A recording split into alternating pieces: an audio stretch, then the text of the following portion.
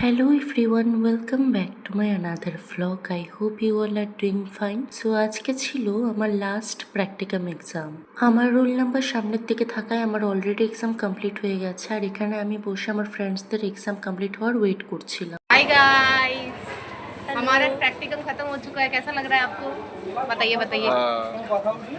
मुझे बहुत खुशी हो रहा है। It was the last day of our practicum exam और अभी के लिए तो ख़त्म है। फ़ोटो वगैरह पेस्ट करना, स्पाइरल बाइंडिंग, सब कुछ झंझट ख़त्म हो गया। झंझट खत्म हुआ है। अभी हम लोग कैफे जा रहे हैं, ठीक है। अब इस बात का मुझे ज़्यादा खुशी सेलिब्रेट करने कि आज हमारा लास्ट डे ऑफ प्रैक्टिकम था। আমাদের ডিপার্টমেন্ট থেকে যেহেতু ইউনিভার্সিটির মেন গেট অনেকটাই হাঁটা পথ, আর বিপ্রজিতের এতটা হেঁটে যেতে প্রবলেম হবে, সেজন্য কলেজের এই টোটো এখন আমাদেরকে সোজা মেন গেটের ওখানে নামিয়ে দেবে।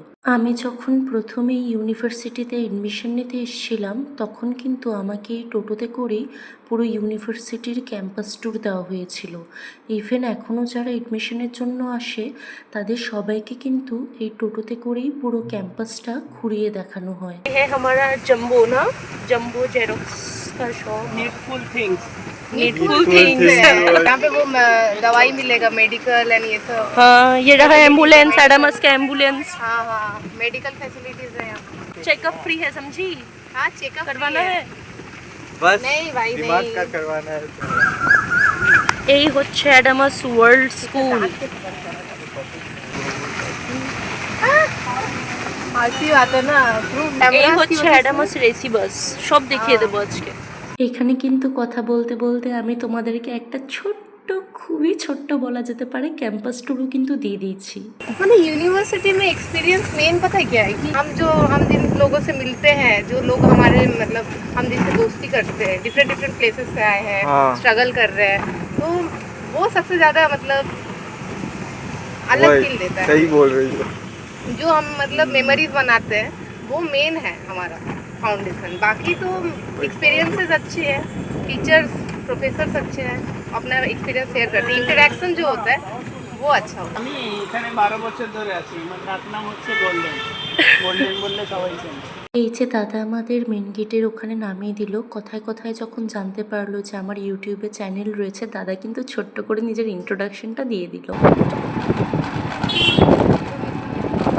ইউনিভার্সিটির মেন গেট থেকে আবার আমরা ক্যাফে পর্যন্ত একটা টোটো নিয়ে নিয়েছিলাম, আর ইউনিভার্সিটি থেকে খুব বেশি দূর নয়, ওই টোটোয় করে গেলে 3-4 মিনিটের রাস্তা। আর এই ক্যাফেটাতে আজকে আমাদের জলি নিয়ে এসছে। ও আগেও অনেকবার এই ক্যাফেটাতে এসছে, আর বারাসাতের মোটামুটি প্রায় সবকটা ক্যাফেই নাকি ওর এক্সপ্লোর করা, তাই ও ভালো জানে কোথায় অ্যাম্বিয়েন্স ভালো বা কোথাকার খাবার ভালো। আমি যেই জায়গাটায় থাকি সেখান থেকে এই ক্যাফেটা খুব কাছে হলেও আমি প্রথমবারই এলাম। বারাসাতে আমি প্রায় 2 বছর হলো থাকছি, কিন্তু এখানকার খুব কম ক্যাফে বা রেস্টুরেন্ট আমি এক্সপ্লোর করেছি এই পর্যন্ত।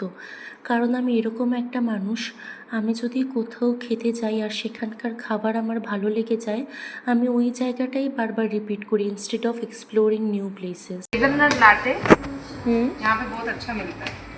तो फिलहाल तो 3 हेज़लनट लाटे ऑर्डर किए, और साथ में क्रिस्पी चिकन। यहाँ पे वैसे तो और भी बहुत सारे खाना है जो बहुत बढ़िया बनाया जाता है, जैसे तंदूरी चिकन हो गया, ठीक है, मस्ट ट्राई तंदूरी चिकन। कितनी बार आ चुकी हो इधर? 12 से 15। बाप रे। ठीक है, तो यहाँ पे चाय भी बहुत बढ़िया है। यहाँ पे मतलब चाय पियोगे तो मज़ा आ जाएगा। स्पेसिफिकली वो जो एक केरलियन चाय होता है ना, नाम मुझे एग्जैक्टली याद नहीं है, बट ऐसे 40 या 50 रुपीज़ में यहाँ पे चाय मिलती तो ऐसे तुम नाम नहीं बोलोगी तो उनको कैसे समझ में आएगा कौन सा आके ट्राई करना है? है। आ जाए, ट्राई करे, सस्पेंस है ना। और हाँ, यहाँ पे ब्राउनी विथ आइसक्रीम बहुत बढ़िया है, ये तो मस्ट ट्राई है। तो अगर इधर कोई आएगा तो ये सब ट्राई करना बनता है। ट्राई करना पड़ेगा। আমরা ফার্স্টে হেজেলনাট লাটে অর্ডার করেছিলাম, কিন্তু ওরা বলল কি ওটা আইসড হবে না। দেন আমরা আবার অর্ডার চেঞ্জ করে হেজেলনাট ফ্রেপে অর্ডার করি, আর সত্যি বলতে ফ্রেপেটা খেতে ভালো ছিল, বিট প্রাইসি, বাট তোমরা একবার এসে ট্রাই করতে পারো।